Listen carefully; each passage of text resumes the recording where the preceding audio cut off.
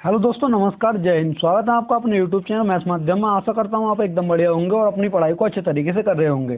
तो दोस्तों, जैसा कि हम अपना पॉलिटी को कवर करते हुए चल रहे हैं, कल हमने जो है विधानमंडल को कर रहे हैं। हमारा पिछले 2 दिन से हम विधानमंडल को करते हुए आ रहे हैं। ठीक है, आज हम विधानमंडल को करेंगे। उसमें हम विधानसभा और विधान परिषद को हमने जो उसमें सदस्य उसके जो है अध्यक्ष वगैरह को देख लिया था। ठीक है, आज हम इसमें देखेंगे इसके सदस्यों की जो वेतन भत्ते वगैरह हैं, ठीक है, उनको कवर करते हुए चलेंगे। ठीक है, विधानमंडल की हमारी राज्य विधानमंडल की एक क्लास और होगी, तो उसमें जो है हम पूरे टॉपिक को इसको हम कवर कर लेंगे 4 क्लासेस में। तो बिना किसी देरी के हम करेंगे अपनी क्लास को स्टार्ट। दोस्तों, अगर आप साथ में कॉपी पेन लेकर के नहीं बैठे तो साथ में कॉपी पेन लेकर के बैठना, क्योंकि ये बहुत ही महत्वपूर्ण क्लास है। ठीक है, और इस क्लास को आप जो है किसी भी एग्जाम्स के लिए ले सकते हैं जिसमें पॉलिटी पूछी जाती है, और खासकर जो ये क्लास जो है यूपीएसआई ओरिएंटेड कराई जा रही है। ठीक है, तो इसमें देखेंगे कल हमने जो है आर्टिकल 191 तक हमने कर लिया था। आज हम इसमें देखेंगे आर्टिकल जो है हमारा 192 यानी कि 192। ठीक है, इसमें कहा गया है कि सदस्यों की निर्भरताओं से संबंधित प्रश्नों पर यानी कि विनिश्चय कौन कर सकता है और ये किस तरीके से होगा। ठीक है, तो इसमें हमारा पहला जो पॉइंट है इसमें दे रखा है कि अगर किसी राज्य के विधानमंडल के सदस्य पर अनुच्छेद 191(1) में बताई गई किसी निर्भरता पर सवाल, जो कि मैं आपको बता करके आया हूँ कि हमारा जो आर्टिकल 191(1) में क्या क्या निर्भरताएं हो सकती हैं। ठीक है, उसके सदस्य की सवाल उठता है तो उस पर फैसला राज्यपाल करेंगे। यानी कि जो उसकी कोई निर्भरता है, ठीक है, तो उस पर कोई सवाल वगैरह उठता है तो जो उस पर फैसला होगा, तो जो फैसला लेंगे वो राज्यपाल उस पर जो है फैसला लेंगे। ठीक है, आगे देखेंगे हम राज्यपाल का फैसला जो अंतिम फैसला होगा। राज्यपाल ने जो फैसला ले लिया वो अंतिम फैसला होगा। जैसे कि हमारा केंद्र में राष्ट्रपति फैसला लेते थे और राष्ट्रपति का जो फैसला होता था वो अंतिम फैसला होता था, यानी कि उसके बाद कोई फैसला नहीं हो, मतलब जो उसके बाद उस पर जो कोई विचार विमर्श नहीं होता था। ठीक है, फैसला लेने से पहले राज्यपाल चुनाव आयोग से सलाह लेंगे और उसकी राय के मुताबिक काम करेंगे। ठीक है, राज्यपाल जो ऐसा फैसला लेंगे तो वो चुनाव आयोग जो हमारा राज्य चुनाव आयोग है, ठीक है, उससे संबंध जो उसकी सलाह होगी, ठीक है, उसकी सलाह मशवरा के बाद में ही वो ऐसा कार्य करेंगे। ठीक है, उसकी बिना राय के वो राज्यपाल अब स्वतः ही अपना कदम नहीं उठाएंगे। ठीक है, आगे देखेंगे अगला है हमारा आर्टिकल आ जाएगा हमारा 193 यानी कि आर्टिकल 193। इसमें कहा गया है कि अगर कोई व्यक्ति अनुच्छेद 188 के तहत शपथ लेने, जैसा कि मैं आपको कल की क्लास में बताया था कि आर्टिकल 188 में जो है हम इसमें जो है आर्टिकल 188 के तहत जो है विधान परिषद के सभापति, उपसभापति और विधानसभा के सभापति, मतलब विधानसभा के अध्यक्ष और उपाध्यक्ष जो है आर्टिकल 188 के तहत जो है शपथ एवं प्रतिज्ञा लेते हैं। ठीक है, जो कि अनुसूची हमारा 2 में शपथ इनकी बताई गई है। ठीक है, तो इसमें है हमारा ये आर्टिकल 188 के तहत शपथ लेने या प्रतिज्ञा करने से पहले किसी विधानसभा या विधान परिषद का सदस्य बनता है या मतदान करता है तो उसे सजा हो सकती है। यानी कि उनने मतलब जो उसने जो है शपथ वगैरह नहीं ली और वो डायरेक्ट ही सदस्य बन गया और उनकी जो है सभाओं में भाग लेने लगा। ठीक है, तो उस पर जो है सजा किस प्रकार से होगी और उस पर क्या क्या जुर्माना लगेगा। तो इसमें हमारा पहला पॉइंट ये दे रखा है कि व्यक्ति को पता हो कि वह सदस्यता के लिए योग्य नहीं है या फिर निरर्थ है। यानी व्यक्ति को पता है कि वो मतलब जो उसकी योग्य है, मतलब जो सदन का सदस्य बनने के लिए योग्य नहीं है, ठीक है, तब उस पर सजा हो सकती है। यानी उसको पहले से ही पता है, फिर भी वो ऐसा कार्य कर रहा है। ठीक है, अगला पॉइंट है हमारा संसद या राज्य के विधानमंडल ने कोई ऐसी विधि बनाई है जिसके तहत उसे ऐसा करने से रोका गया है। ठीक है, मान लो जो है उसने जो संसद है या फिर हमारा विधानमंडल है, ठीक है, उसके द्वारा कोई विधि बनाई गई है, ठीक है, और उसने जो विधि है उस कानून का उल्लंघन कर दिया है, तब भी उसको जो है उसको सजा हो सकती है। ठीक है, आगे देखेंगे अगला पॉइंट है हमारा कि ऐसे में व्यक्ति को हर दिन के लिए 500 रुपये का जुर्माना देना होगा।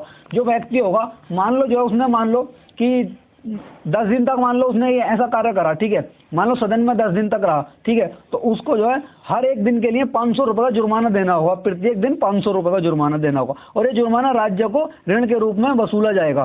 ठीक है, राज्य को देय ऋण के रूप में वसूला जाएगा। इसका जो मतलब जो ये ऋण वसूला जाएगा, इससे जो है राज्य वसूलेगा और प्रत्येक दिन का जो होगा हमारा ये 500 रुपये इस पर जो है जुर्माना लगेगा। दोस्तों, मैंने कल की क्लास में बता दिया था जो उस पर टोटल जो जुर्माना था उस पर जो है 500 रुपये बता दिया था मैंने। ये 500 नहीं होगा, इसमें जो प्रत्येक दिन का 500 रुपये इस पर जुर्माना लगेगा। ठीक है, आगे देखेंगे अगर आपने वो वहाँ पर नोट करा तो वहाँ पर उसको जो ठीक कर लेना। ठीक है, इसमें आगे देखेंगे हमारा आर्टिकल है 194 यानी कि 194। इसमें कहा गया है कि विधानमंडल के सदनों की तथा उनके सदस्यों और समितियों की शक्तियां एवं विशेषाधिकार जो हमारे विधानमंडल में, ठीक है, जो सदन है हमारे, एक तो विधान परिषद और विधानसभा, ठीक है, और उनके सदस्य और जो उसके सदस्य हैं हमारे, और जो उसके अंदर समितियां हैं, तो उन समितियों की शक्तियां और एवं विशेषाधिकार उनके क्या क्या हो सकते हैं। ठीक है, इसमें देखेंगे हमारा पहला पॉइंट है राज्य विधानमंडलों में वाक एवं स्वतंत्रता की, वाक एवं जो उनको स्वतंत्रता होगी। जो हमारे जो सदस्य और समितियां हैं उनको जो है राज्य विधानमंडलों में जो है बोलने की स्वतंत्रता है। ठीक है, आर्टिकल 194 के तहत। आगे देखेंगे, अगला हमारा पॉइंट है कि विधानमंडल के सदस्य या समिति के सदस्य, ठीक है, द्वारा कही गई बात या दिए गए मत के संबंध में किसी न्यायालय में कार्रवाई नहीं की जा सकती।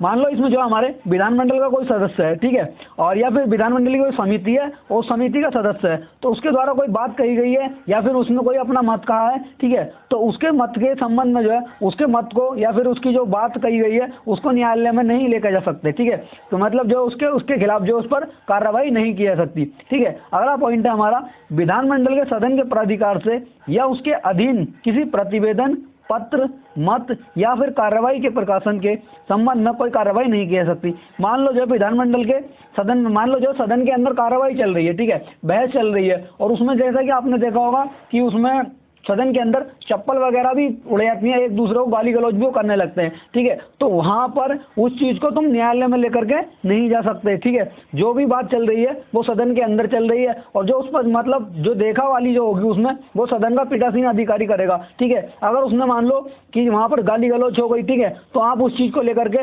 न्यायालय के अंदर नहीं लेके जा सकते कि भाई इसने मेरे को गाली दी है सदन के अंदर इस तरीके से। ठीक है, वो सदन की बात है, वो सदन के अंदर ही रहेगी। यह हमारा आर्टिकल इससे संबंधित है। ठीक है, अगला है हमारा आर्टिकल विधानमंडल के सदस्यों और समितियों की शक्तियां, विशेषाधिकार एवं उन्मुक्तियां समय समय पर विधानमंडल द्वारा विधि द्वारा परिभाषित किए जाए। ठीक है, इसमें एक कहा है कि जो हमारे विधानमंडल के सदस्यों और समितियों की शक्तियां हैं, ठीक है, और विशेषाधिकार है, वो जो विधानमंडल के द्वारा कानून बनाकर जो है समय समय पर जो है उन पर बदलाव किया जाना चाहिए। ठीक है, आगे देखेंगे, अगला हमारा इसमें पॉइंट आ जाता है कि जब तक विधानमंडल द्वारा शक्तियां, विशेषाधिकार और उन्मुक्तियां परिभाषित नहीं की जाती, ठीक है, मान लो जो उनके अधिकार और जो शक्तियां वगैरह हैं उनको जो है मान लो बताया नहीं गया कि तुम्हारे ये अधिकार है, तुम इस मतलब जो है इस सीमा तक अपने अधिकार तुम्हारे फैले हुए हैं। ठीक है, तब तक 44वां संविधान संशोधन जो हमारा हुआ था 1978 में मोरारजी देसाई की सरकार में, ठीक है, तो इसकी धारा 26 के तहत शक्तियां, विशेषाधिकार और उन्मुक्तियां लागू होंगी।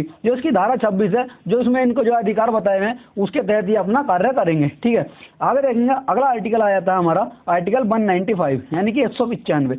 इसमें है सदस्यों के वेतन एवं भत्ते। इसमें जो हमारे विधान परिषद के सदस्य और विधानसभा के सदस्य आ जाते हैं। ठीक है, इसमें जो इनके वेतन और भत्ते बताए गए हैं। ठीक है, तो इसमें देखेंगे इनके वेतन भत्ते किस पर भारित होते हैं। ठीक है, और इनको जो है वेतन कहाँ से दिया जाता है। ठीक है, तो इसमें देखेंगे हमारा पहला पॉइंट है, इसमें किसी राज्य की विधान परिषद और विधानसभा के सदस्यों के वेतन और भत्ते मिलते हैं। ठीक है, ये आर्टिकल 195 के तहत हमें मिलते हैं। अगला पॉइंट है हमारा कि इस वेतन और भत्तों को राज्य विधानमंडल समय समय पर तय करता है, यानी कि इनके जो वेतन भत्ते हैं ये हमारे फिक्स नहीं है संविधान के अंदर कि तुम्हें भाई इतना जो सदस्य हैं विधानसभा और विधान परिषद के कि इनको जो है इतना वेतन फिक्स है कि इतना वेतन इनको दिया जाएगा, ऐसा कोई संविधान में कहा नहीं गया। संविधान में ये कहा गया है कि जो इनके वेतन और भत्ते हैं राज्य विधानमंडल के द्वारा इनको समय समय पर तय किए जाएंगे। जैसे कि हमारा केंद्र में संसद समय समय पर कानून बना करके इनके वेतन भत्तों को तय करती थी, उसी तरीके से हमारा राज्य में राज्य विधानमंडल समय समय पर तय करेगा। ठीक है, आगे देखेंगे, अगला पॉइंट है हमारा, अगर कोई प्रावधान नहीं है, ठीक है, संविधान के अंदर ऐसा कोई प्रावधान नहीं है,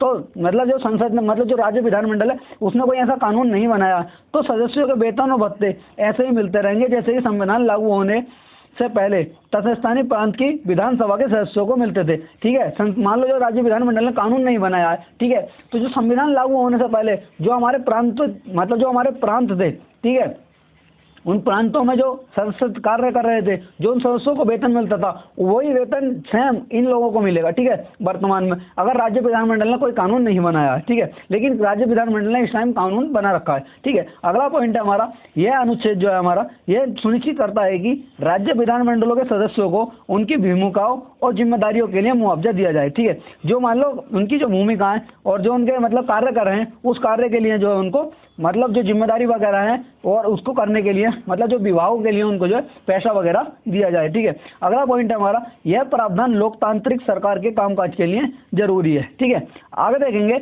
अगला पॉइंट हमारा, इसमें अगला पॉइंट हमारा यह कहता है कि इससे प्रतिनिधियों को वित्तीय दिक्कतों के लिए वित्तीय दिक्कतों के बिना सेवा करने में मदद मिलती है। जब उनको वेतन वगैरह मिलेगा, भत्ते वगैरह मिलेंगे, तो उनको जो हमारी वित्तीय दिक्कत होगी उनको, वो तो वैसे ही नहीं आएगी। ठीक है, आगे देखेंगे। हमारा आर्टिकल आया था आर्टिकल 196। ठीक है, विधेयकों, प्रस्ताव, बिल। ठीक है दोस्तों, इसमें बता दूं मैं आपको, ये विधेयक, प्रस्ताव और जो बिल जो होता है ये एक ही चीज होता है। इसका मतलब ये होता है कि मान लो जैसे संसद में कोई नया कानून बनाने के लिए, ठीक है, जो हमारा बिल, प्रस्ताव, विधेयक जो पेश होता है ना, ठीक है, पत्र जो पेश होता है, ठीक है, या फिर पुराने कानून में संशोधन करने के लिए या फिर नया कानून पारित करने के लिए जो हमारा पत्र पेश होता है, उसी पत्र को जो है हम विधेयक कहते हैं, प्रस्ताव कहते हैं, बिल कहते हैं। ठीक है, इन तीनों को जो है नाम अलग है, लेकिन इनका जो है कहा एक ही जाता है इनको। ठीक है, कि इसमें देखेंगे आर्टिकल 196 में हमारा विधेयकों, प्रस्ताव, बिल के पुनः स्थापन और पारित किए जाने के संबंध में उपबंध। ठीक है, आर्टिकल 196 ये कहता है जी। आगे देखेंगे हमारा, कोई विधेयक विधान परिषद वाले राज्य के विधानमंडल के किसी भी सदन में आरंभ हो सकेगा। ठीक है, मान लो इसमें जो ये कहा गया है कि हमारा कोई विधेयक है, ठीक है, उसको पेश किया जाना है जो विधान परिषद वाले राज्य में, मान लो जो हमारे 6 राज्य हैं विधान परिषद वाले, ठीक है, तो उसमें जो है वो विधानमंडल के जो है किसी भी सदन में पेश हो सकता है, विधानसभा में भी हो सकता है और विधान परिषद में ही पेश हो सकता है। मान लो जो जिस राज्य में विधान परिषद भी है तो, ठीक है, तथा आर्टिकल 198 और 207 के उपबंधों को नजरअंदाज करते हुए, इसमें देखेंगे अभी हम आगे आर्टिकल 198 और 207 भी। ठीक है, आगे देखेंगे आर्टिकल 197 हमारा क्या कहता है कि धन विधेयक के अलावा अन्य विधेयकों के संबंध में विधान परिषद की शक्तियों पर जो है प्रतिबंध। ठीक है, तो इसमें धन विधेयक के अलावा जो है अन्य जो विधेयक होंगे उनके संबंध में जो है विधान परिषद की शक्तियों पर जो है कैसे प्रतिबंध लगाया गया है। ठीक है, ये हमारा आर्टिकल 197 कहता है। इसमें यह कहा गया है कि विधानसभा अपनी प्रक्रिया को विनियमित करने वाले नियमों के मुताबिक विधेयक को उसी सत्र में या किसी बाद के सत्र में फिर से पारित कर सकती है। इसमें कहा गया है कि जो हमारी विधानसभा है, ठीक है, वो अपनी प्रक्रिया को विनियमित करने वाले जो नियम है, ठीक है, उनके अनुसार अपने विधेयक को जो है जो वर्तमान सत्र चल रहा है हमारा, उस सत्र में उसको जो है पारित कर सकती है, या फिर जो हमारा अगला सत्र आएगा उसी विधेयक को हमारा अगले सत्र में ही पास कर सकती है। क्योंकि दोस्तों इसमें आपने देखा होगा क्योंकि जो हमारा एक एक विधेयक होता है ना, ठीक है, जो हमारा मतलब एक एक विधेयक होता है वो हमारा लगभग 4-4, 5 सत्र होते हैं कि उसमें चलता ही रहता है, पास नहीं हो पाता, कि चर्चा वगैरह बहस इतनी होती है कि उसको जो है विपक्ष उसको पास होने नहीं देता। ठीक है, अब आगे देखेंगे अगला पॉइंट हमारा, इस अनुच्छेद की कोई बात धन विधेयक पर लागू नहीं होती है। ठीक है, ये जो हमारी है धन विधेयक पर जो हमारा ये आर्टिकल है, जो इसमें जो मैंने आपको बताया कि अभी जो धन विधेयक पर लागू नहीं होती है, जो हमारा अन्य विधेयक होते हैं ये उन पर लागू होती है। ठीक है, आगे देखेंगे इसमें अगला पॉइंट ये कहा गया है कि विधानसभा द्वारा विधेयक को फिर से पारित करने के बाद विधान परिषद द्वारा किए गए या सुझाए गए संशोधनों को भी उसमें शामिल किया जा सकता है। मान लो जैसे हमारा विधानसभा से कोई विधेयक हमारा विधानसभा में जो है, ठीक है, विधानसभा में लाया गया, ठीक है, विधानसभा ने उसको जो पारित कर दिया, पारित होने के बाद वो विधान परिषद में गया, तो इसमें कहा गया कि विधानसभा द्वारा विधेयक को फिर से पारित करने के बाद मान लो जो विधान परिषद ने दोबारा से उसको पारित कर दिया, ठीक है, तो विधान परिषद द्वारा सुझाए गए जो संशोधन वगैरह है, ठीक है, विधानसभा से हमारा कोई विधेयक आया, विधानसभा ने उसको पारित कर दिया, पारित होने के बाद में वो हमारा विधान परिषद गया, विधान परिषद ने उसमें कहा कि इसमें ये संशोधन होने हैं, उसमें ऐसा ऐसा होना है। ठीक है, तो अगर दूसरी बार में विधान परिषद ने उसमें जो संशोधन बताए, ठीक है, और बताने के बाद में वो दोबारा से क्योंकि उसमें संशोधन बता दिया हमारा विधान परिषद ने, अब वो विधान परिषद से हमारा विधानसभा में जाएगा, विधानसभा जो है जो संशोधन को देखेगी कि हमारे विधान परिषद ने क्या क्या उसमें संशोधन बताए। ठीक है, तो जो दूसरी बार में आएगा तो उन संशोधनों को जो है उसमें जो है शामिल कर लिया जाता है विधानसभा के द्वारा। हमारा आर्टिकल 197 ये कहता है। ठीक है, आगे देखेंगे आर्टिकल हमारा 198, सही है, इसमें हमारा धन विधेयक के संबंध में विशेष प्रक्रिया, यानी कि धन विधेयक के संबंध में क्या क्या प्रक्रिया हो सकती है। आगे हम देखेंगे जो हमारा राज्य का धन विधेयक की परिभाषा है और जो हमारा धन विधेयक है वो भी हम विस्तार से देखेंगे। ठीक है दोस्तों, आपसे रिक्वेस्ट है साथ में नोट करते हुए चलना, ठीक है, और चैनल को सब्सक्राइब जरूर कर लेना। ठीक है, अगर आपने अभी तक चैनल को सब्सक्राइब नहीं किया है तो, ठीक है, और एक कमेंट जरूर करना क्लास आपको कैसी लग रही है। ठीक है, आगे देखेंगे इसमें हमारा ये पहला पॉइंट दे रखा है आर्टिकल 198 का, धन विधेयक को राज्यपाल की पूर्व अनुमति से राज्य विधानसभा में पेश किया जाता है। ठीक है, जो हमारा धन विधेयक होता है इस धन विधेयक को जो है हम केवल जो है विधानसभा में ही पेश कर सकते हैं। ठीक है, जैसा कि हम केंद्र में जो है धन विधेयक को लोकसभा में पेश करते थे, उसी तरीके से हम जो है राज्य में विधान सभा में धन विधेयक को पेश कर सकते हैं। और जो हम केंद्र में करते थे वो राष्ट्रपति की पूर्व अनुमति के बाद, यानी कि पहले जो है राष्ट्रपति से अनुमति लेने के बाद उसको पेश करते थे, ठीक है, सदन के अंदर लोकसभा में, और ऐसे ही हम राज्य में राज्यपाल की पूर्व अनुमति से, राज्यपाल से अनुमति लेने के बाद धन विधेयक को हम उसमें पेश करेंगे। ठीक है, इसलिए पेश करेंगे, बाद में अभी हम देखेंगे कि राज्यपाल जो है हमारा जो धन विधेयक है उसको जो है अस्वीकार नहीं कर सकता। वो क्यों नहीं करेगा वो अभी हम आगे देखेंगे। ठीक है, अगला पॉइंट हमारा ये कहता है कि इसमें विधानसभा द्वारा पारित धन विधेयक को सिफारिशों के लिए विधान परिषद को भेजा जाता है। ठीक है, जो हमारा धन विधेयक होता है वो हमारा जो है विधानसभा से हमारा पारित हो गया। ठीक है, जो उसकी सिफारिशों के लिए जो उसकी सिफारिश वगैरह और होनी है कि उसमें और क्या क्या हम सिफारिश कर सकते हैं और क्या क्या इसमें जोड़ सकते हैं, तो उसको जो है विधान परिषद में भेजा जाता है। ठीक है, आगे देखेंगे हमारा इसमें अगला पॉइंट है कि विधान परिषद को विधेयक मिलने के 14 दिनों के अंदर विधेयक को सिफारिशों के साथ विधानसभा को वापस करना होता है। मान लो जो है जो हमारा धन विधेयक है विधानसभा ने हमारा पारित कर दिया, पारित होने के बाद जो हमारा दूसरे सदन में यानी कि विधान परिषद में गया। ठीक है, विधान परिषद में जाने के बाद वो किस लिए गया, उसकी सिफारिशों के लिए कि भाई इसमें हम क्या क्या जोड़ा जाए और क्या क्या इसमें जो है ऐड किया जाए, इसलिए। ठीक है, तो अगर विधान परिषद को एक समय सीमा दी जाती है धन विधेयक के लिए कि 14 दिनों के अंदर जो है इस पर वो अपने प्रतिक्रिया दे।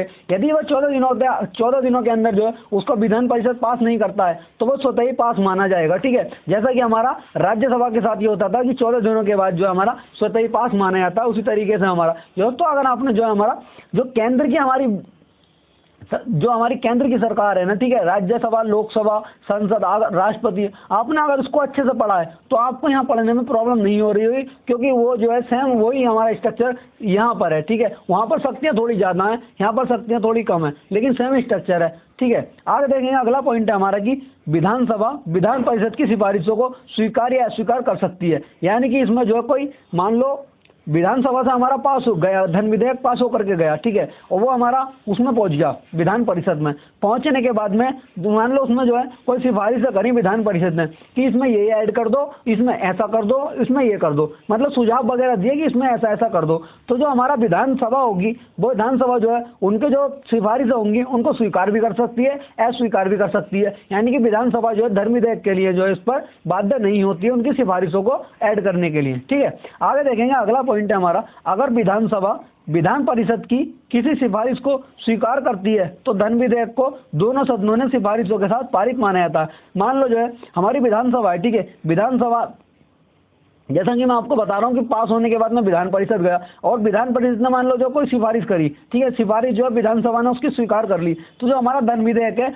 दोनों सदनों ने सिफारिशों के साथ जो है पारित माना जाता है। ठीक है, आगे देखेंगे अगला पॉइंट हमारा इसमें है कि अगर विधानसभा विधान परिषद की सिफारिशों को स्वीकार नहीं करती है तो धन विधेयक दोनों सदनों ने सिफारिशों के बिना जो है पारित माना जाता है। इसमें दोस्तों ये लाइन है, इसमें देखना कि इसमें कहा गया है कि अगर हमारा विधानसभा विधान परिषद की सिफारिशों को स्वीकार नहीं करती है, ठीक है, इसमें यहाँ पर देखना कि जो हमारी सिफारिश है उनको स्वीकार नहीं करती है तो धन विधेयक दोनों सदनों ने सिफारिशों के बिना पारित माना जाएगा। ठीक है, और अगर यहाँ पर स्वीकार कर लेती है तो सिफारिशों के साथ पारित माना जाता है। ठीक है, आगे देखेंगे। ठीक है, अगला पॉइंट हमारा इसमें, अगर विधान परिषद विधेयक को 14 दिन के अंदर विधानसभा को वापस नहीं करती है तो विधेयक को दोनों सदनों ने उसी रूप में पारित माना जाता है जिसमें इसे विधानसभा ने पारित किया था। जैसे कि मैं आपको बताया था कि अगर विधान परिषद हमारी 14 दिन के अंदर उसको पास नहीं करती है तो वो स्वतः ही पास माना जाएगा। और वो किस तरीके से पास माना जाएगा,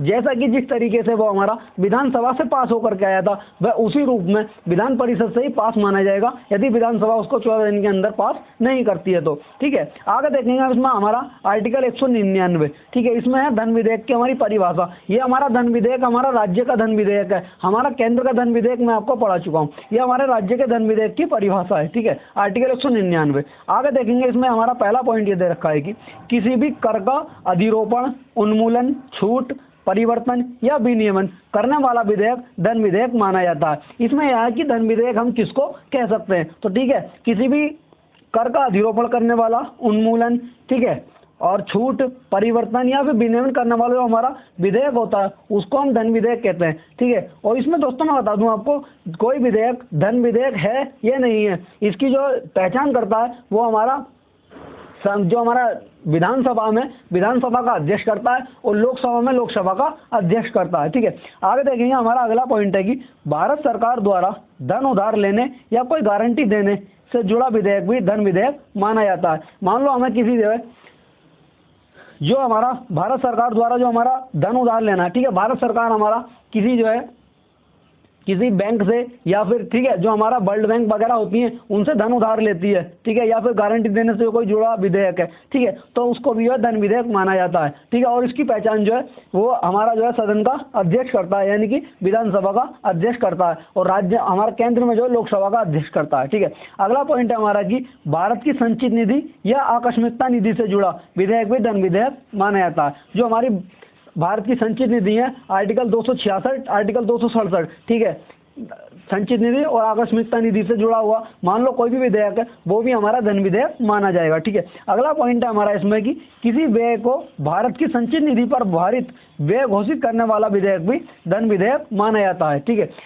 और दोस्तों इसमें बता दूं मैं आपको, जो हमारा आकस्मिकता निधि होती है, ठीक है, जो इससे पैसा वगैरह निकाला जाता है वो राष्ट्रपति के द्वारा, मतलब राष्ट्रपति की अनुमति के बाद ही निकाला जाता है। और जो भारत की संचित निधि होती है इससे जो पैसा वगैरह निकाला जाता है वो हमारी संसद के अनुमति के बाद, मतलब संसद से विधेयक पारित होने के बाद में इसमें निकाला जाता है, ठीक है।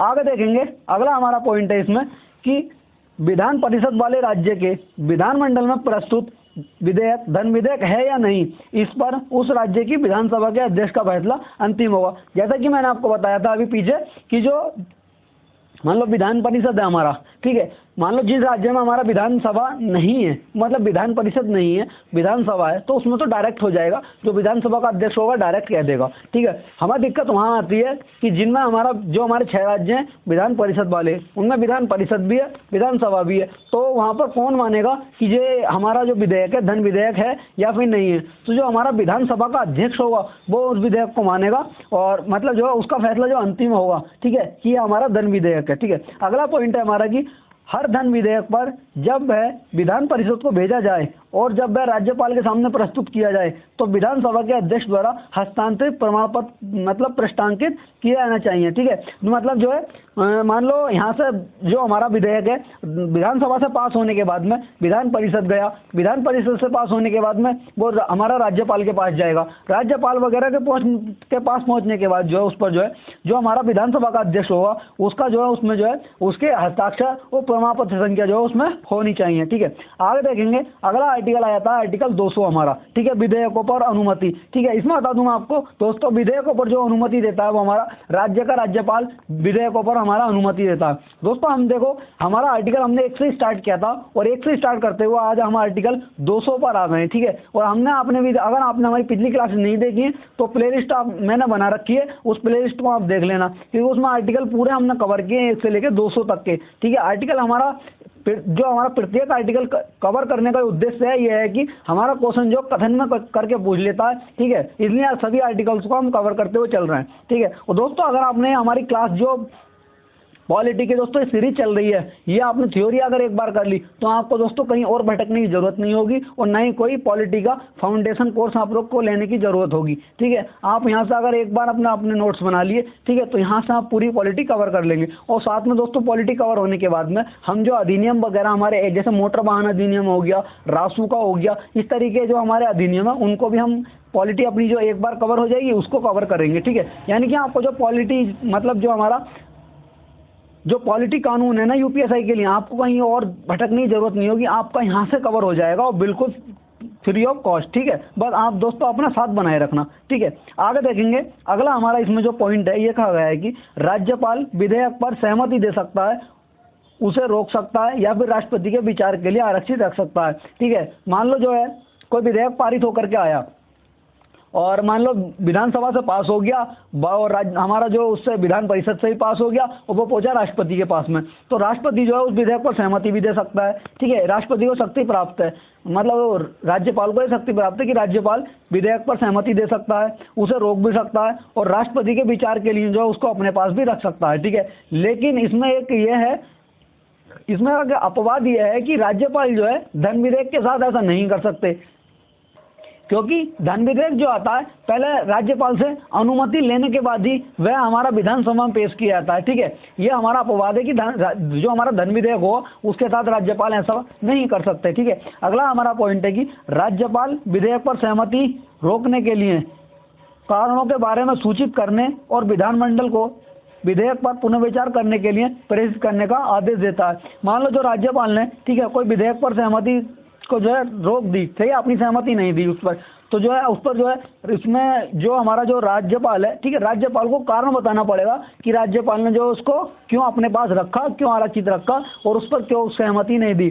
ठीक है। अगर वो ऐसा नहीं करते हैं, ठीक है, और यदि वो उस विधेयक पर पुनर्विचार के लिए भेजते हैं तो वो डायरेक्ट जो पुनर्विचार के लिए सदन में वापस भेजा जाएगा, ठीक है। ये राज्यपाल को शक्ति प्राप्त होती है। अगला पॉइंट हमारा इसमें यह है कि अगर राज्यपाल किसी विधेयक को राष्ट्रपति के विचार के लिए आरक्षित रखता है तो उसे यह कारण बताना होता है कि विधि बनने पर यह विधेयक उच्च न्यायालय की शक्तियों को कमजोर करेगा, ठीक है। मान लो उसने जो है राष्ट्रपति के लिए एक विधेयक, मान लो कोई विधेयक आया, उसको जो है राष्ट्रपति के लिए उसने जो आरक्षित रख लिया कि भाई मैं इसको जो है राष्ट्रपति को भेजूंगा, तो उसमें जो है ये कारण बताना होगा राज्यपाल को कि किस कारण से उसने रोका है, ठीक है। और जो मान लो कि जो हमारा ये विधेयक है, ये विधेयक जो है पास होने के बाद में, और जो हमारा विधेयक मान लो पास, जो विधेयक आया है इसके पास राज्यपाल के पास, और राज्यपाल के पास जो विधेयक आया है, ये विधेयक पास होने के बाद में जो हमारा उच्च न्यायालय होगा उसकी शक्तियों को कमजोर करेगा बाद में, ठीक है। ये कारण बताना होगा, ठीक है, जिस कारण से रोकेंगे राज्यपाल हमारे राष्ट्रपति के लिए,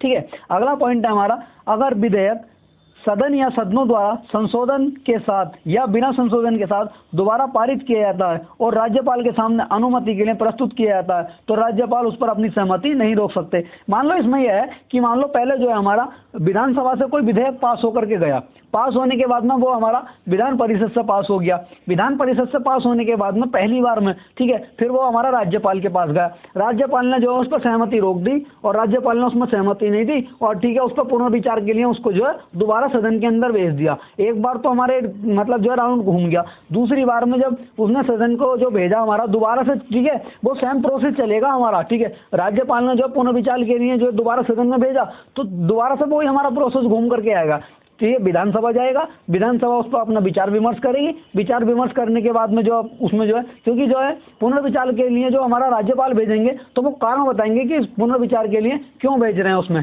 ठीक है। अब वो हमारा विधानसभा में आएगा, विधानसभा में आने के बाद में उस पर जो मतलब चर्चा वगैरह होगी, चर्चा होने के बाद में विधानसभा से पास होने के बाद में वो हमारा विधान परिषद जाएगा। अब विधान परिषद उसमें कोई जोड़े ऐड करे वो उसमें देखा जाएगा, उस पर बहस वगैरह होगी। अगर विधान परिषद से भी हमारा पास हो जाता है तो फिर वो हमारा दोबारा से हमारा राज्यपाल के पास जाएगा, तो राज्यपाल जो दोबारा से पुनर्विचार के लिए उसको दोबारा से नहीं भेज सकते, राज्यपाल जो बाध्य हो जाते हैं उसको पारित करने के लिए, ठीक है। राज्यपाल अब जो है दोबारा से नहीं भेजेंगे उसको, अब वो बाध्य हो जाएंगे कि तुम्हें हर हाल में ये पास करना है, ठीक है। ये हमारा ये पॉइंट यह कहता है, ठीक है। आगे देखेंगे दोस्तों, इसमें जो है हमारा सिर्फ इतना ही कवर करा, जो हमारी कल की क्लास होगी, कल की क्लास में हम पूरा कवर कर लेंगे आर्टिकल 213 तक। अब हमारा जो बचेगा आर्टिकल 214 से हम अपना उच्च न्यायालय करेंगे, ठीक है, परसों की क्लास में। कल की क्लास और होगा हमारी राज्य विधानमंडल से संबंधित, क्योंकि दोस्तों बहुत बड़ा टॉपिक था हमारा और महत्वपूर्ण टॉपिक है और यहाँ से दोस्तों जो क्वेश्चन पूछे जाते हैं, ठीक है। और अगर दोस्तों आप हमारी पॉलिटी क्लास नहीं कर रहे हैं तो प्लेलिस्ट मैंने बना रखी है, ठीक है,